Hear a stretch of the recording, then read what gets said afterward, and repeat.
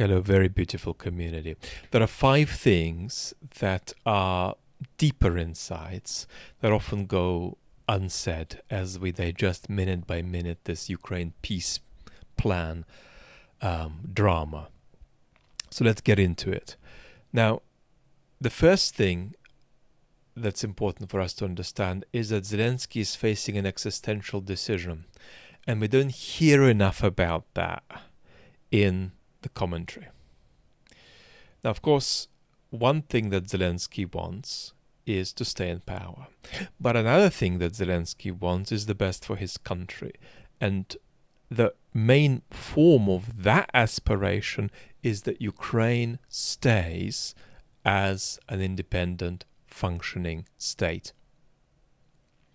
The problem is that given conditions in the world today, it's not knowable whether a bad peace deal or carrying on the war more reliably leads Ukraine toward survival as a state. And so this decision can't just be based on the best military analysis, on the best economic analysis, on the best political analysis. It's also a decision that's about values. It's a decision that's about what is your picture of the good life. It's a decision that's about your conception of leadership. So it's very important that there is an existential dimension, and depending on your own relationship with being in the world, it might be a spiritual or religious decision for some of you. So we don't emphasize that enough. Part of the reason we don't emphasize that enough is that we are locked into a kind of hour-by-hour news cycle where our vision is just like this, and we can't take a broader perspective. I think another part of the reason for this is that we want to gamify the world and gamify wars, and thereby think that certain kinds of clever technical insight can settle questions about what you should decide. Now, it's obvious there are certain kinds of bad peace deal that are unsustainable, that they aren't starters for Ukraine and for Mr. Zelensky. But there isn't going to be a good deal on the table either. So you're choosing between acceptable and unacceptable, unsavory deals, and then wondering, is one kind of unsavory deal going to be worse or better than carrying on the war? And the answer is, it's actually a values decision to some extent. And I just wanted to emphasize that, so that we don't try to read this off too much, the latest, most impressive, comprehensive military or economic analysis you've read. So that's one thing. Another point I wanted to mention is sovereignty. Now, at the Istanbul talks, the Russian delegation pushed for an 85,000 personnel limit on the Ukrainian military, which is just a sort of, catastrophically undefended calamity for Ukraine. It's not a starter, unless it's forced upon Ukraine by some truly calamitous turn in the war. That isn't on the cards. Then the Dmitriev-Witkov deal mentioned 600,000. Then one of the supposed European counter-proposals came up with 800,000. Now, many military experts seem to think that in peacetime, Ukraine could sustainably maintain not much more than 500,000 military personnel. So you might say, then, what's the harm in agreeing to a limit of 600 or 800 if all you're ever going to sustain is 500 anyway? Isn't that, a bit like somebody who's 6 foot tall, signing a piece of paper saying they're never going to be 6'4"? What would you lose? And it's important here to slow down and realize that, of course, everything is negotiable, and you may need to sign a settlement with that provision. But fundamentally, there is actually a big loss in agreeing to a ceiling on military personnel that is above what you could anyway sustain. And that's because what you lose, even if it has no practical military impact, is sovereignty. You lose control over decisions about your military. And if I'm Mr. Putin, I do try to push, actually, for a ceiling that's higher than anything Ukraine could sustain, rather than no ceiling at all. Because there is a nugget of legitimation there of the idea that Ukraine is not a proper country. And that's not a big win for Putin. It's a very minor win, but it is nevertheless a minor win along the way of Putin's project of politically destroying Ukraine. So I'm not saying you can never agree to this, but what I'm saying is that there's some talk out there that, oh, if the ceiling is far above what you're going to have anyway, then it doesn't matter. Well, no, it does matter.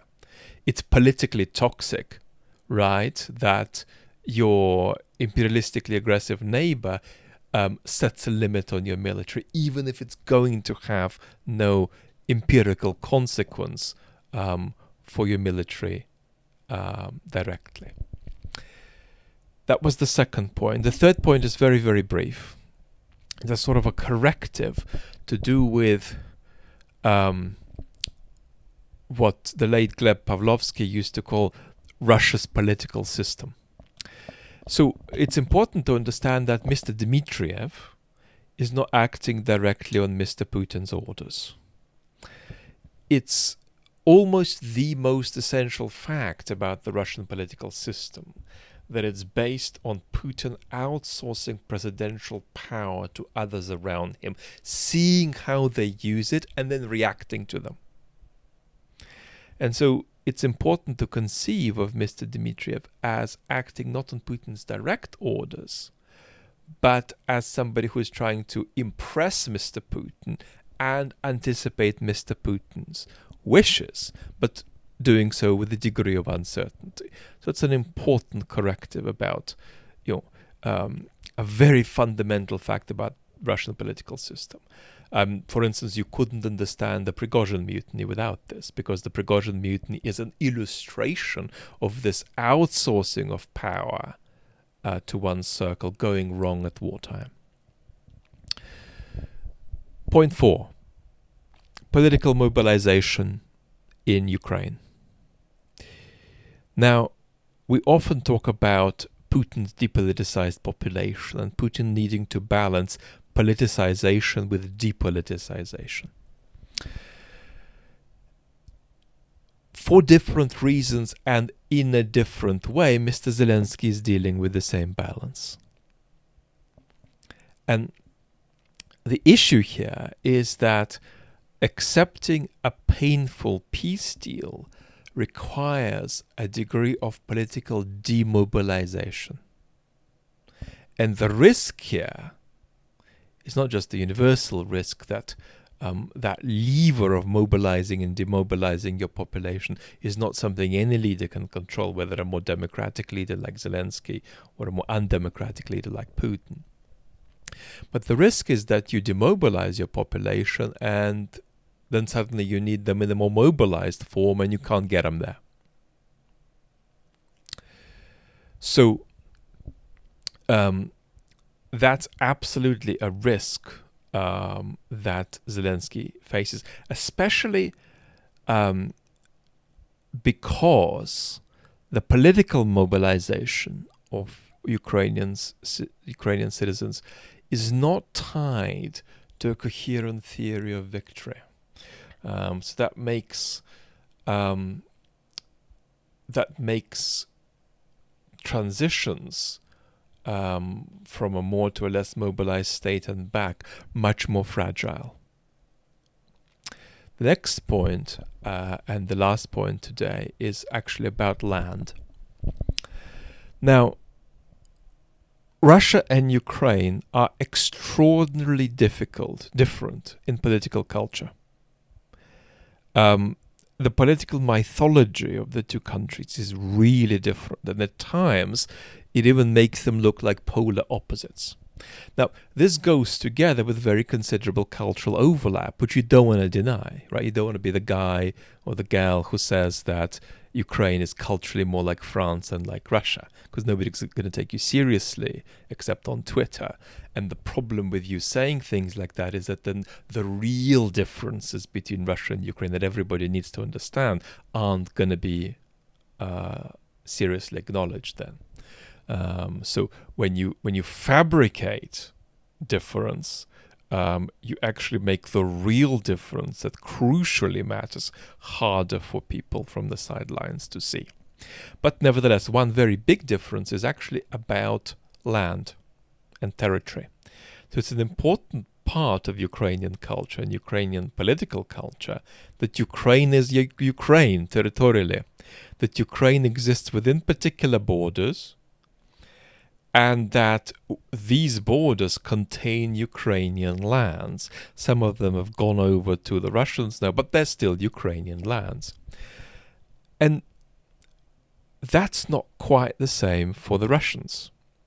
Now, of course, there are many special